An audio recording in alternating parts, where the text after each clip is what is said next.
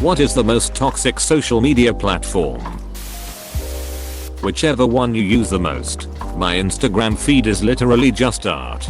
No models faking a pretty lifestyle, no conspiracy theories, just some nice paintings and here and there a guitar. Yep, it's all about curating your follows. I only have powerlifters, dogs, and some friends online now. And it doesn't make me depressed anymore. I know people bitch about all the assholes on Twitter, Facebook, Instagram, etc. And I can only think, why the duck are you following and listening to people that you clearly hate?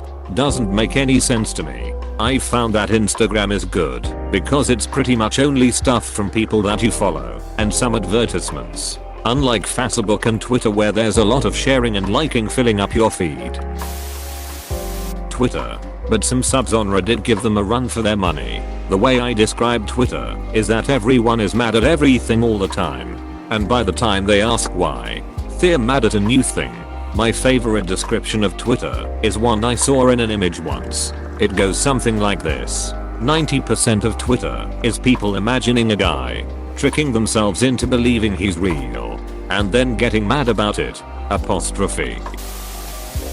In my opinion, Twitter. I use Twitter almost daily, and it used to depress me so much. I would see constant bickering about unimportant things and cancel culture for very minor things. It made me a much less happier person.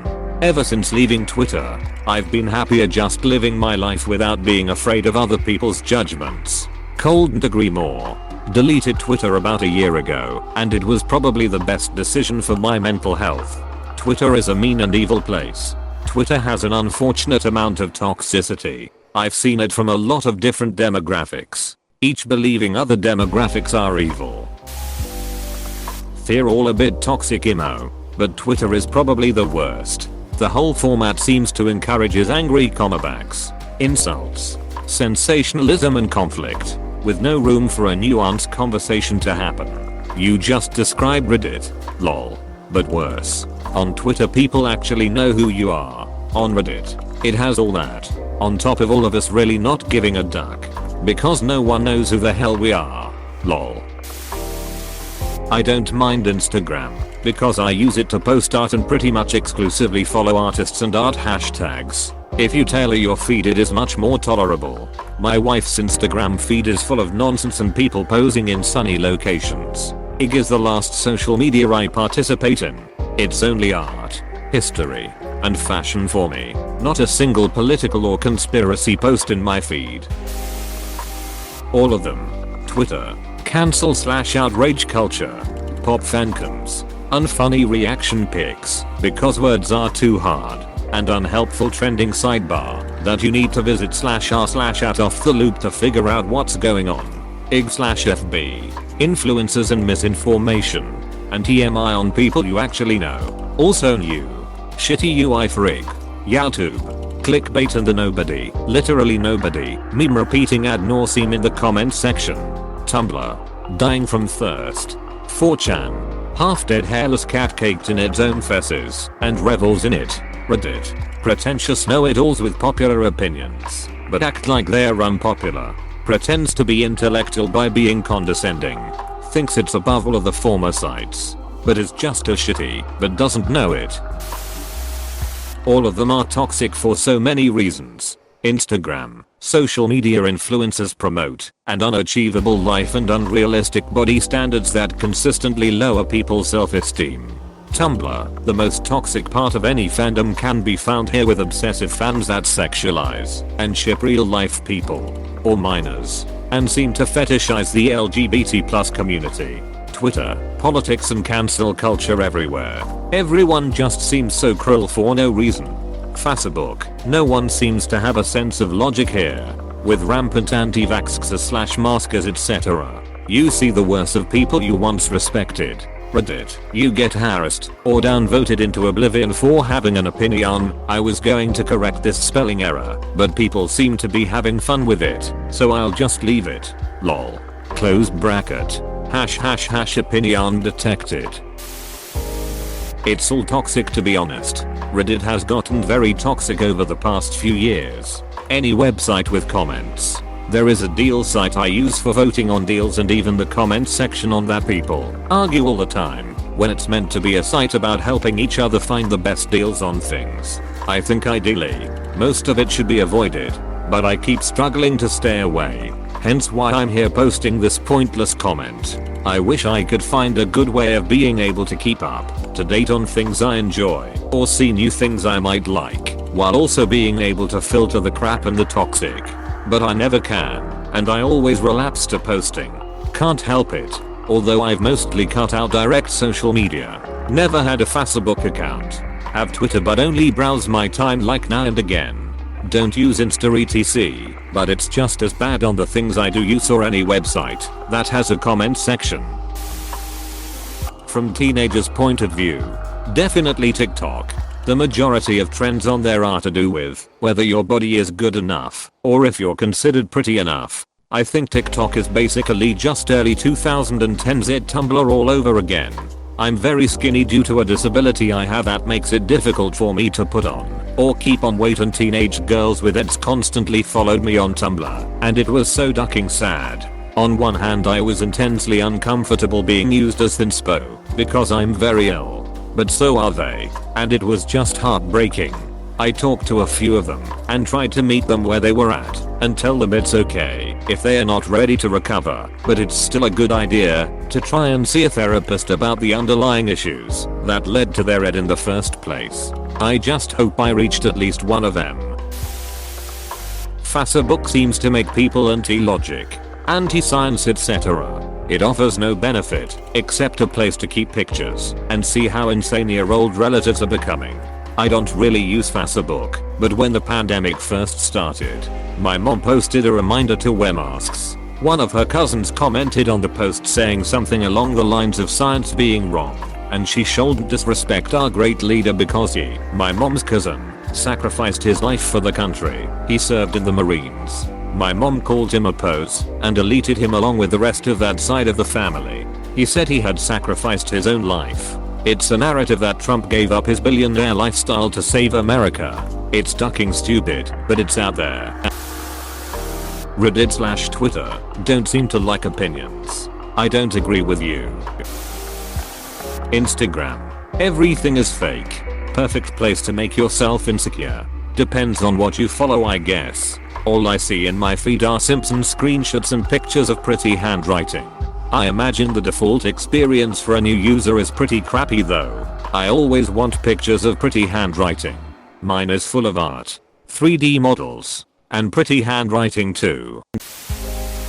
Snapchat. I deleted it months ago. Best decision of my ducking life.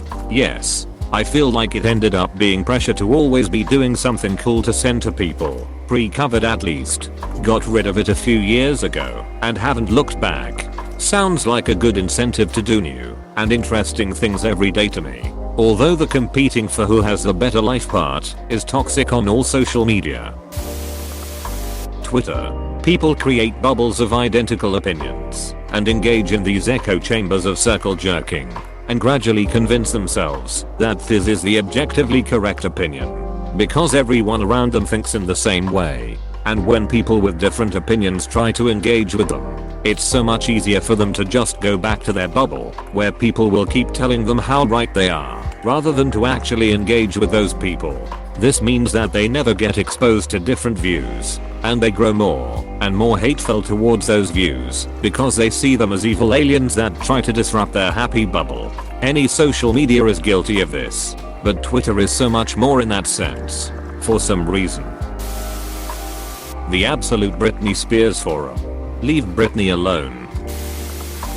Reddit, Facebook and Instagram are the worst, but damn if Reddit isn't so entertaining. At least I don't know anyone on Reddit. The thing that made Facebook shitty is that I knew everyone and I was starting to not like them. So much braggy shit on there. I mean, before did we take a picture of a bowl of rice, get the photos developed and mail them out to all our friends/acquaintances? Oversharing in a selfish narcissistic manner. TikTok can be toxic. The app is to show who you really or to just share what you like doing, but sometimes when people do that it just ends up in them getting bullied. I had to scroll really hard to find Perilla. Sure, Reddit / Facebook / Twitter etc. have some serious problems these days, but I can't think of any platform that comes close to Perilla in terms of raw bitchittery. Exactly. But I think it's just new enough that no one realizes just how awful that platform is. Instagram. It used to be cool, but now it's just a golden pedestal for content theft and influencers. You could scroll for hours and see the same post 100 times, all from different accounts. It's disappointing though. There were some really good meme accounts to come out of that platform. Twitter cancel culture is just damn toxic. One wrong move and you're done. Instagram all about curating an image to please people, also influencer culture and all these likes and followers determining your worth, which is bullshit. Twitter, followed closely by Facebook, then the YouTube comment section. The YouTube comment section makes me realize why Reddit has the option to downvote. I wish their thumbs down button worked. I saw some blatantly racist or sexist comments at the top several times. Facebook. It's not the design of the platform, but the population who has infested it. It is an outright danger to a functioning society and should be heavily regulated and/or banned if Zuckerberg can't get his shit together. I said it. God, and the irony that the boomer parents who said heavy metal / the rap music / video games / whatever marginally offensive art would ruin your mind now believe everything on the Facebook from Real American Patriot News. I gotta add that I believe the toxicity is fueled by the design. Though, true. But before older people got on it, pre-2010-ish, it was a fun place. Granted, FB memories reminds of us what idiots we were then. But still a mostly wholesome place lol. LinkedIn. It's just a place where people brag about their accomplishments and try to sell it as if they are being humble. This makes us compare ourselves to others and is shit for mental health. LinkedIn is so ducking annoying. I unfollow / remove anyone who likes those shitty clickbait posts from smug hour influencers. I hired a person today despite the fact that they were 3 hours late to their interview because they were breastfeeding a train full of orphans, and now she is my best employee. 55k likes. This comment was worth scrolling for. Twitter makes people angry. Instagram makes people vain. Facebook makes people stupid. Then again, Reddit makes people needy. Can I say all of them? Facebook. Back in the day I used to think people on the internet wouldn't be so cruel to each other if they couldn't hide behind anonymity. Facebook absolutely annihilated that idea. I'm tempted to say Tumblr, maybe Twitter. They both turned into a gathering place for people with extreme views. It seems like moderates are an endangered species on that platform. Or for that matter even someone who is a normal amount of left or right. You could show a slice of pizza and someone would find a way to tie it into racism or socialism. Modern Twitter is just 2014 Tumblr with K-pop instead of super hallock. I'm on both platforms. And maybe it's just because of who I follow. But I feel like a lot of the stereotypical Tumblr slacktivists have jumped ship to Twitter and left Tumblr a significantly more chill place. Now, my whole dash is just normal fandom stuff. And all the extreme political views, weird obsessions and stalkerish celebrity worship has moved to my Twitter homepage. Surprised to not see Perilla here at all. Like I know every platform has serious issues, but Perilla, as the new kid on the block, is bringing a unique sort of toxic to the table. I haven't been on any other social media, but I would probably say TikTok. It's literally divided. If you show the slightest furry, you'd get bullied into killing yourself. If you thought Reddit was full of reposts, TikTok has plenty of copy and paste comments that have nothing to do with the video, such as, I love Blackpink. View replies, 575. Really large gap here. And is overall annoying. I used to be nicer really. Reddit. It is the great echo chamber of social media. The news section is about as balanced as the collection of people 50+ years old that are on Facebook.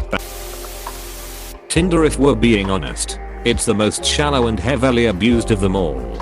But we tolerate it because we're lonely. Then almost all the rest. Discord is great though. Discord is a mixed bag. I mean, it's an application. Individual servers can be anywhere from happy tight-knit communities to sprawling social disasters.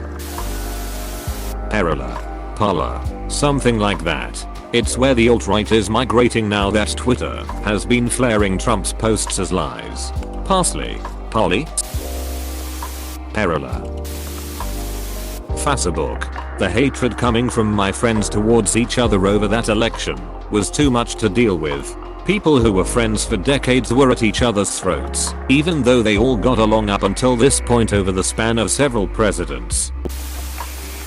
Hey PSSST. Please subscribe and like.